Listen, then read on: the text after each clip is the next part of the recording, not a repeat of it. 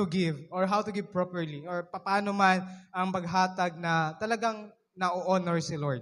Okay? So, verse 3, apaan kung maghatag ikaw og limos, ayaw pahibalua ang wala nimong kamot sa gibuhat sa tuon nimong kamot. Ay, man, parang exage or literal ba yan? So kung maghatag ta, kailangan ang atong pikas kamot nasa bulsa para every time na mo hatag, dili makakita ang tuo or ang wala. Ano ba, sa paghatag na sa tithes and offering. So atong kamot nasa likod, dapat dili ni makita. Is that being literal? Oh, by the way, tanawan ta sa niya, sa English man ganun nga, but when you give, there's this, may kalainan ang if you give and when you give. Pag sinabi kasing if you give, that is conditional eh. So ano ibig sabihin yan? Kasi sabi ni Jesus na when you give, hindi niya sinabi na if you give. Sabi niya when you give, God is expecting sa atuan ng mga anak niya na maging giver ta. Nakaingan siya, if naay mga tao na dapat generous, dapat yun yung mga Christian. Kana maging hinatagon, it should be the Christians. Why? Because we are commanded to imitate our Father in heaven. Since God is generous, so kita po dapat maging generous ta. So God is expecting us to give. So ingat na, but when you give to the needy, do not let your left hand know your right hand is doing. Now, ibig sabihin yan, na dili ipakita ang bot pasabot niya na is, if ang isa, gadraw kag attention sa ubang tao, ito naman yung self-praise. Kanang, wala gani kahibaw ang uban, pero ikaw man po, grabe ka puri sa imong kaugalingon. Parang, amazing. Buutan na, Diyos ni mo eh. Parang ganon. So, hindi ka nga nagdodraw ng attention sa ibang tao, pero sa imong kaugalingon, you are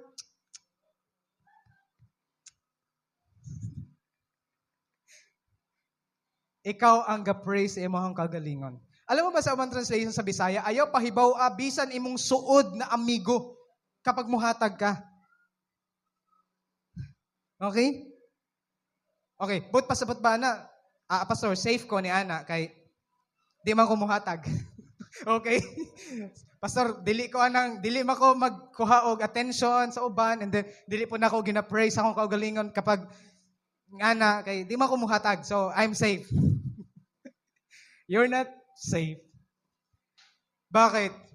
Kasi the moment that we don't give, since we are Christian, this topic is only for born-again Christians or pang disciples lang. Now, if di tayo nagbibigay, dili nato napakita ang character sa Ginoo sa atong kinabuhi. And it's like saying na mas mahal nimo ang imuhang mga kabtangan kaysa sa ubang tao or kaysa sa Dios.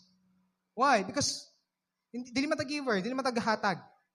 But sabi ni Jesus, when you give, ayaw pag-draw attention sa ubang tao, samot kanang ikaw ra ang nakahibaw. So, ibig sabihin, okay, di na lang kumuhatag para safe. Anak na lang. No? Ayaw pahibaw so that your giving may be in secret.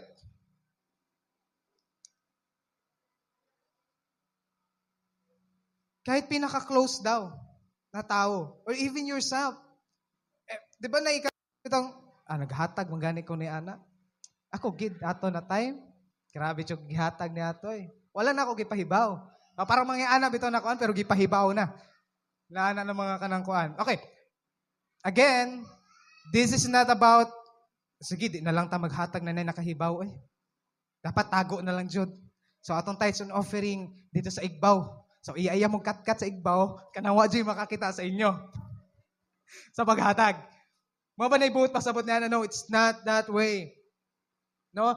Kay bisan pa, eto. Kasi, pwede man ka na maghatag in public. Na walay problema niya, ana. Pero ang pangutan na lagi nila, how's your motive? Kamusta man imong motibo sa katong naghatag ka? Kasi kahit walay nakahibaw sa imong paghatag, kahit ikaw lang og si Lord, and then katong taon nimo gihatagan, if ang ato ang kasing-kasing, dili man gihapon sakto, wala ra gihapon to. It's useless. Kaya it's not about walay nakapansin or walay nakahibaw, pero kamusta man ang atong kasing-kasing sa atong paghatag. Okay? So, yan ang ibig sabihin yan. So, and your Father who sees in secret will reward you. Wow.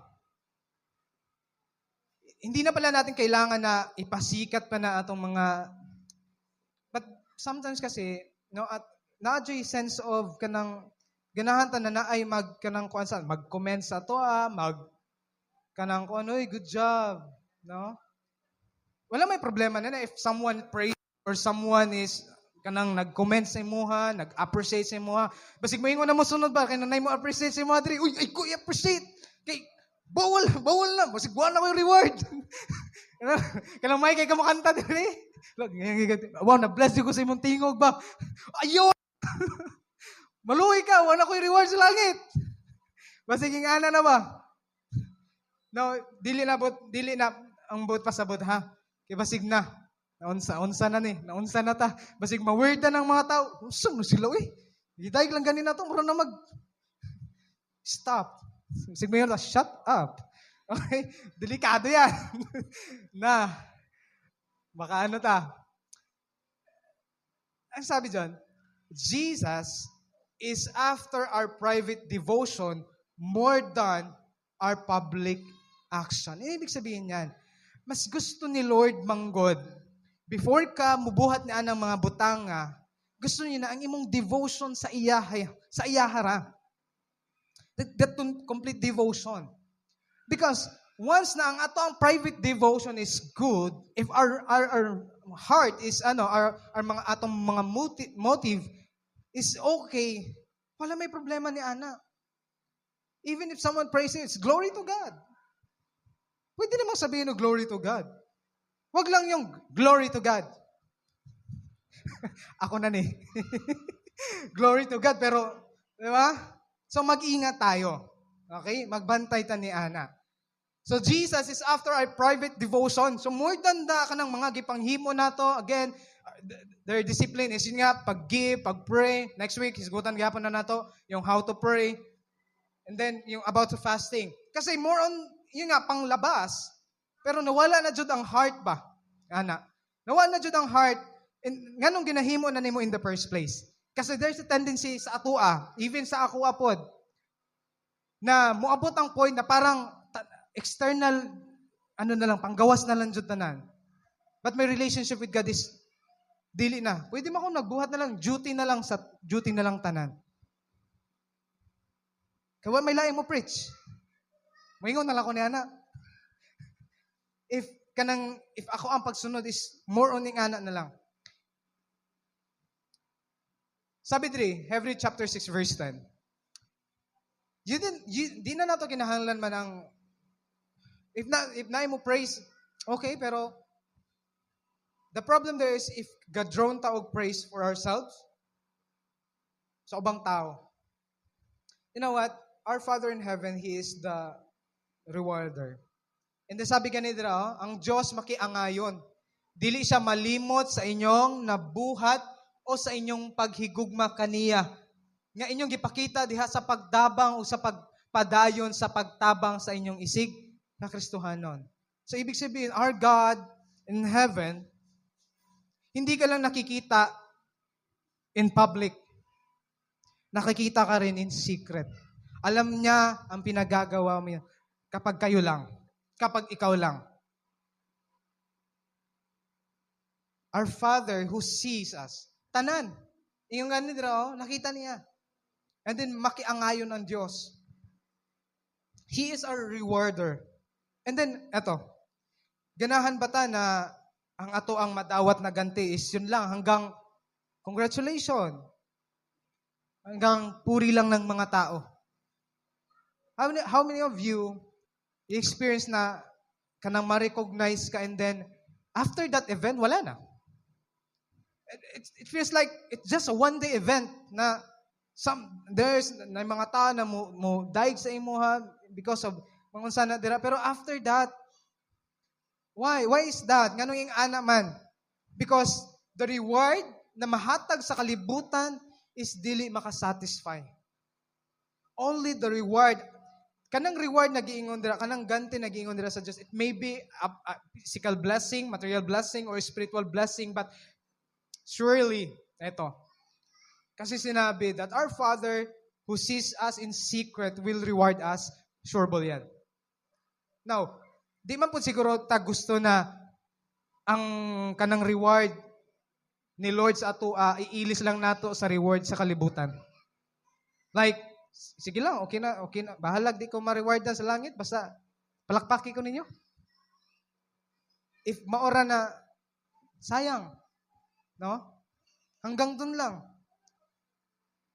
So, let's check our heart.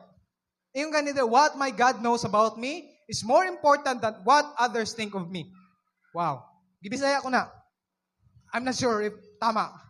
Ang pagkahibaw sa Diyos sa ako, mas importante pa kaysa sa unsay tanaw sa ubang tao kanako. Gitay na ako og ano John. But,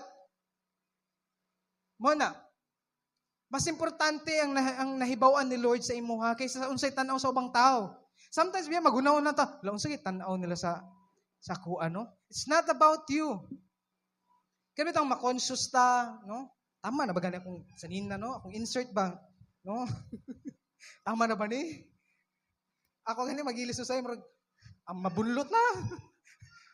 Because it's not about me who preach here. It's not about you na naadira sa Quran. It's all about God that we are serving. All glory belongs to Him. Na, dili na to i-try og steal or ikanang kuan ng glory na belongs kay Lord. No. So, it's not about what they think of us, but it's all about anong alam ni Lord in your secret place. Again, when we say secret place, it's your place of devotion, place of worship with God, no? That's your secret place, no? So, how to give? Give for the glory of God. That's it. Yun lang, simple as that. When we give our tithes and offering, when we give to the needy or sa nadira, give for the glory of God, whether it's publicly or not. You can give. You can give publicly and you can give that kanang glory gihapon sa kay Lord. That you'll say, it's not about me. I'm just an instrument na gihatag na ni Lord. I'm just become a blessing. Simple as that. Nadili na to kinahanglan na magtago. No? Kasi because of fear na basig unsay maingon sa ubang tao. No, we're done. Tapos na tayo dyan. No? So ano man ang sabihin ng ibang tao, ano man ang tingin nila sa'yo, it doesn't matter. Ang importante niya na is unsay pagkailan ni Lord sa imuha. Kinsa man ka sa iyang atubangan. We are His dearly children. Anak ta niya. And He loves us. And He rewards us. Our Father in heaven is our rewarder. Siya ang mo reward sa ato. Kaya di na nato kinahanglan pa na maningkamot jud na mapansin sa ubang tao. Kahit walay makapansin sa imuha, kahit si Lord lang, kahit kamunduha lang, it's fine. Kahit walay mo appreciate sa imuha. Ikaw nang hipo sa bangko, ikaw nang limpyo diri. It's fine. The most important thing is, nakita ka ni Lord. I have a personal testimony, sabihin ko to sa inyo. Every time na ako'y hunahunaan, and then, gusto na ko ipakita sa social media. Like one time, gusto na ako, akong motive is I want to encourage. Like, ang gusto pa na ako na caption gani ni Ato is, if you want to become a leader, dapat kaibaw ka usap mo serve. Parang ganon. Be a server. Parang ganon. And then, like, nag-video ko diri, like, nagmamap. time-lapse na ako. But then again, there is this, kanang, alam mo yung conviction na, you don't need that to ipakita pa sa ubang tao. You don't need that. I'm not saying na mo pa niya yung himuon. It's me. Na akong gadlo ka na to is what if gipa-check na ako akong motive sa kay Lord. Is it just basig nangita lang ko og approval sa uban or basig nagpatagad lang ba ko? So, instead of posting the video, I just keep it. Wala na ako kita yun. Kasi sabi ko, it's fine. It's not about sa ikuan sa ubang tao. But the most important thing is ito, na-realize ko. Nakita naman ni Lord eh. So, bakit ko pa ipapakita sa iba? Unless talagang kung ato ang motive is to encourage talaga, anong ako ni ato na time is parang hesitant gid kay ko because basig akong heart is dilipod tama. So, kaya before if natay ikan ako sa social media think isipon no sa nato and then balik jud to sa pangutana. Dili na sa social media ha, bisa asa ka kung estudyante ka, kung asa ka dalon, if you are a parents, you are a anak ka. Everything na nakahimuon, kinsa man na napasidunggan. Because we are here to glorify God. That's the most important thing. More than anything else, our duty is to glorify God for the rest of our lives. So let's all stand. Application na to. This week, challenge yourself na nakahimuon. And then, challenge mo kagalingon is just between you and God. And then, check your motive daily. Because we know, minsan ang atong kasing-kasing mulihis talaga. And sabihin ko sa inyo, we cannot do it apart from the grace of God. We cannot be righteous apart from the righteousness of Jesus.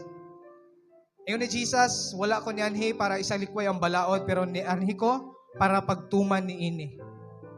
And so that kita nga na mga nahiusa kay Kristo, dilibot pasabot na di na ta makasala, di na ta masipyat, but because atong pagkahiusa kay Kristo nahimutang matarong. Kay tungod siya, matarong siya, nakasunod siya, makasunod po ta tungod siyang gihimo. It's all about the grace of God. It's all about the goodness, the righteousness of God na iyang gihatag sa tuwa. Let's bow down our heads. Let's close our eyes. Let's pray. Lord, we thank you so much, Panginoon, for your word. Thank you for reminding us, Lord, that it's all about you who sees us in secret. That we don't need na magpapansin pa or to mangita pa og mga approval, Lord, sa ubang tao when we do things, Lord. But, ego na ka, Lord. Sakto ka na. Enough ka na, Lord, na nakakita sa mong mga binuhatan, Ginoo, in secret. Lord, pasaylo ami, Ginoo, if damo na panahon, Ginoo, that we do things because sa amo alang gusto, Lord. And because gusto po namo, Lord, na ubang tao, Lord, makapansin sa mo. But Lord, thank you for teaching us today. Labi na, Lord, sa among pag-give dira sa imo, ha, Ginoo. Lord, tabangi mi na makasunod mi dira sa imo, Lord. Lord, we pray for more of your grace, Lord God. Because apart from you, Panginoon, we can do nothing. Help us, Lord, to be connected dira sa imo, ha, always, Lord. Para mahimo na mo, Lord, ay mong gustong ipahimo sa mo, Ginoo. Lord, help us to check our motives always. Help us to ask ourselves, Lord, who is being honored, Lord, sa among mga ginahimo. Kaya salamat, Ginoo, sa pag-remind sa mga karon. Dalay kong kaamahan sa walay katapusan. All the glory and praise, Lord, belongs to you in Jesus' name. Amen and amen.